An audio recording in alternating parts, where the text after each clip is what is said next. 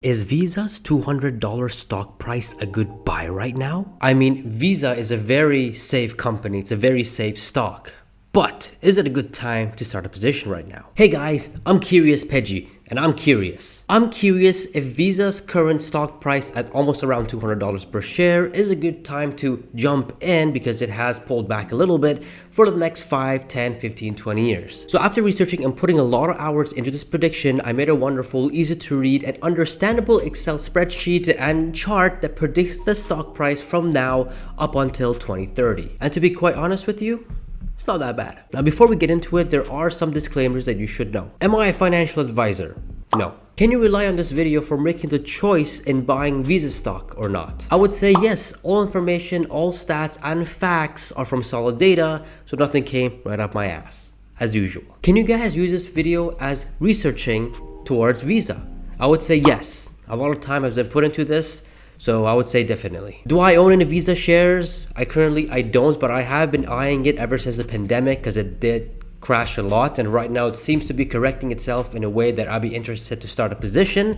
So I probably would be, but we have to see what happens in the prediction after this video. Should you like this video, you should definitely smash the like button. And if you subscribe, will there be more videos like this? Oh hell yeah, man. Just comment down below what company you guys want me to do next, and we'll get down to it, man. I love this stuff, man. So everyone knows Visa. You use it, your parents use it, your friends use it. Practically everyone on this planet uses it. If they're not using Mastercard, they're using Visa. It's practically, everyone uses it. So it's not a stranger to anybody. In fact, Visa is such a boring company. They're like one of those under the radar companies. Although they're performing very nicely, they're under the radar. They like to work in quietness. They don't like to go bam like how Apple does or how Tesla does things, you know? They like to keep it nice and slow, but they know what they're doing. You know, they're in your wallets. They got their payment technology ready at the shop that you're gonna go shop at, and they're in every single payment gateway, e-commerce platform. Every single one of them, they're there. In fact, if the retail store or the e-commerce store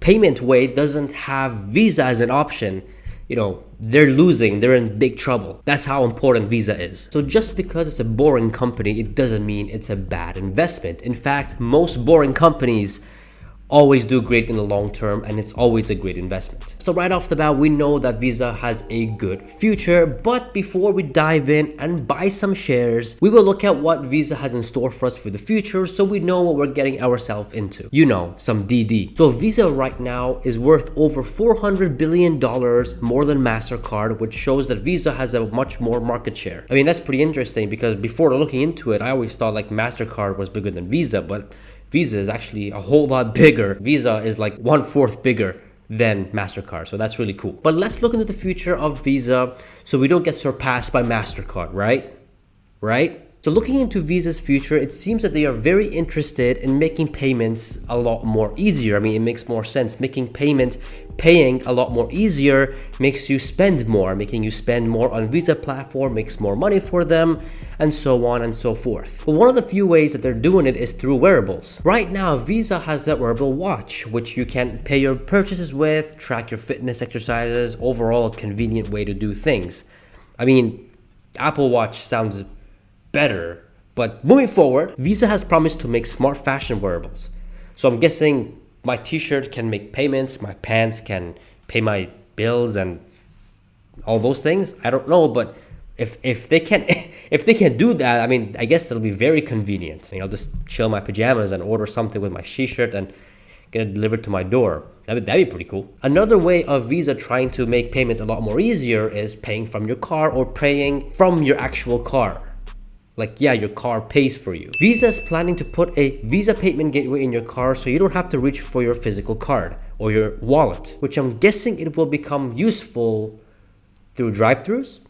I mean, that'd be cool, right? If paying from your car isn't cool enough, try paying from your home. Like your home actually pays for your stuff. Yeah, that's right. Visa envisions the future smart home will remember your preferences and past purchasing from bills, groceries, and overall just shopping. So like you can just like tell your smart home and say, yo, I bought all this stuff and the billing is this much and the grocery is this much, you know, repeat, or just pay the bills automatically. I mean, that's convenient and cool, but That's one of the ways that they're trying to make payment a whole lot simpler. Smart Pay in the cities is also on the agenda for Visa. Now I find this one kind of interesting because at this point in time, if they're gonna go heavy on the smart cities, I'm assuming, because everything's going to be cashless at that time, right? I'm assuming that cryptocurrencies will have more of a role at that time.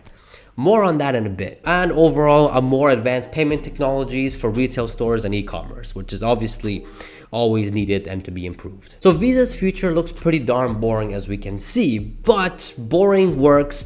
What they do works, and all I care and all we care really as investors is that, is it gonna give us some money? Is our investment going to give us a good return? But one thing I am excited to share with you guys actually is that I was in Costco the other day and I saw someone paying their groceries with a Visa crypto card. I never even knew that thing existed, but holy jeez, when I saw that, I'm just like, hold on. Visa is already thinking about cryptocurrency, which is just absolutely insane. I thought they would go against it, but here they are having a debit card. I think it was a debit card, or maybe it's a credit card. I'm not too sure. I just saw it from like a distance and I'm like, is that a crypto card? Visa. So that was very shocking to me. And I mean, those who are following, man, you guys already know that I am very bullish on cryptocurrency. So for me to see that, I was like, wow, they are ahead of the game. Like, I honestly thought cryptocurrency is going to be the thing that's probably going to bankrupt Visa or Mastercard. I know that's a big statement, but I really thought that's going to be the case. But not only are they not afraid of it, they're embracing it, and they actually have a Visa credit card or debit card towards cryptocurrencies, which is honestly tells me that no way, man, Visa and Mastercard, they're here for the long term, man. I'm talking about maybe 50, 60 years from now, maybe even 100 years. These guys are smart. They know what they're doing. And honestly, I'm quite happy about that. Pretty exciting, guys. I'm not gonna lie, that's pretty exciting. Now, going back to the smart pay in the cities, I really do believe that cryptocurrency is going to be heavily used. But now knowing that they are embracing cryptocurrency by having a debit card towards it or a credit card towards it, I think it'll be even more heavily used. I think in the future, we can be paying for our things via Ethereum, via Bitcoin, and all those other verified coins that we can do it, which I think is actually really darn exciting. I'm just really glad that Visa is already making things towards cryptocurrencies, man. It just tells you that they are thinking ahead, and that tells me that they're here for the next 30, 40, 50, 60, 100 years, man. It puts my risk to no risk indicator on Visa to like almost no risk at this point. Now, let's see if we can go all in on Visa. Let's dive in. All right, so the peak price in 2020, it was about $219. The current price right now at the time of this video is around 192 bucks. So we can see there's a little bit of a correction going on in the market recently. The total revenue in 2020 was at almost 22 billion, with a net income almost at 11 billion, with the shares outstanding over 2.2 billion, with an EPS of almost 5 bucks, which is not bad. And the forward PE at that time of price was around 45, with the stock price again being around $219 and a market cap of almost $500 billion, which is honestly quite insane. The best place that I found that predicts the best on profits and revenue was simply Wall Street. They had from 2020 to 2021 all the way to 2024, and I plugged that into the formula here. Now we need to find the shares outstanding, which is very important because it is so uncertain to see what they're gonna do now until 2030. I mean, even predicting from now to 2030, no analyst or anyone predicts it because it's just so far, except us. But finding out the shares outstanding is important because if there's more supply of shares, the price is a lot lower, which we don't want. But if there's less supply, price is higher, goes more to the moon, which is something what we want. And by looking at Visas, we can see that from 2017 all the way till now, they've been buying back shares. The shares have been getting less and less. And to find the exact amount, to see what we can base our percentage on, I put it on this chart that you guys see here. And on a quarterly basis, it seems to be buying 0.5% of their own stock back. But we are seeing this on a yearly basis rather than a quarterly basis. And so on the average yearly basis, they're buying 1.6% buybacks. They're buying back 1.6% on a yearly basis of Visa, which is actually pretty nice. So I'm gonna go ahead and average it down to 1.5% just to make things a lot more simpler. And if we put the formula in from 2021 all the way to 2024, we get this. The EPS follows that as well, and by 2024 they're gonna be hitting almost about 10 bucks per earnings per share, which is actually pretty nice. As well as the forward PE drags on to 2024 as well, making it cheaper as the year go by, which is a good thing. Now, what we want to find out is what's the sales and profits are going to be from 2025 all the way to 2030. Obviously, nowhere on the internet has this. Anywhere I looked at doesn't even mention 2024 was the highest they would give, and so we have to take matters in our own hands and figure this out as usual. So I made this little chart here to see what the growth percentage was between the years, the data that we have from, and from 2021 to 2020 there was a 10% increase, and then a 17% increase from 2022 to 2021, and then a 15% increase and a 12% increase, so on and so forth. Profits kind of followed as well. From 2021 to 2020 was about 13%, then 22% from 2022 to 2021, then 19% and 15%. So as we can see, the numbers are getting less and less. They're getting more stabilized and more matured, as we can see, but I want to see more stability before I even go ahead and see what's the right percentage to put. So what I did was that I went back to 2018 and I input the sales and profits all the way up until 2020, and this is what we got. 2019 to 2018 there was a growth of 11% in sales and a 17% in profits, which was absolutely crazy. But from 2020 to 2019, because the pandemic started and all that kind of stuff, there was a -5% and a -10%, which gave it an overall average of 3% increase and a 4% increase overall, which kind of doesn't really help us here, but it does give you the fact that 2018 from 2019 there was an 11% increase and a 17% increase in sales and profits, which when we look at our percentage here, it does seem to be matching. So what I did is that I took the ratio between the revenue and the net income to see how much of it is profit and how much of it is not. And as we can see from 2020, the profit margin was almost 50%, and that number keeps increasing up until 2024, which was really interesting for me to see. So it tells me that almost 50% of their entire sales is net income, net profit, which is absolutely insane. But again, Visa, I mean, they're a money-making machine, man, so it's no surprise there. I took the average, as we can see here, and I said, you know what, let's make it 14% for the revenue, as that seems to be a right, in my opinion, a good percentage for growth for Visa. Let me know if you guys agree with that in the comments below. For the net income, because on a yearly basis the net income is more than 50% profit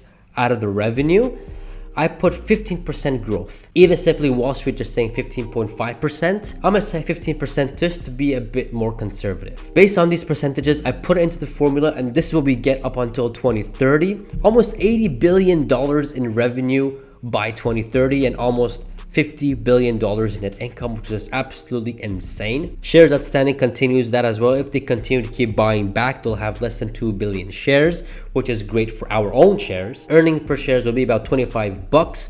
And the PE, if the price for some reason dips down to like 219 in 2030, the PE will be like not even 9.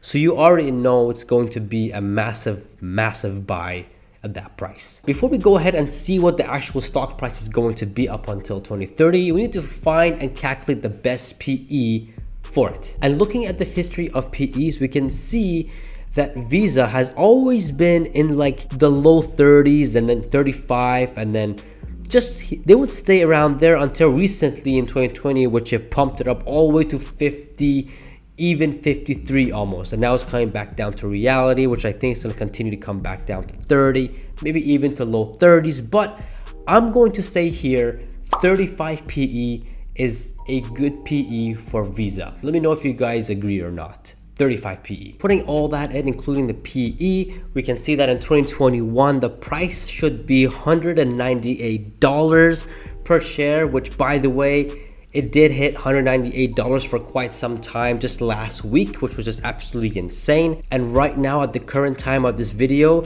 the stock price is almost at 190 bucks. So honestly, it's a good time to buy. I mean, just look at the market correction from 482 billion all the way to 431. That's a big market correction, but still, Let's go on to 2022 and see what we get. And we get $246 per share. And then 2023, we get $296. 2024, we get $346. 2025, we get $404. 2026, we get $472. 2027, we get $551. Finally hitting over $1 trillion in the market cap, which is honestly insane. 2028, we get $643. 2029, we get $751. And 2030, we get $877 with almost a 1.7 trillion market cap, which is honestly insane. But this is kind of realistic to me. This seems to be realistic to me with the 35 PE.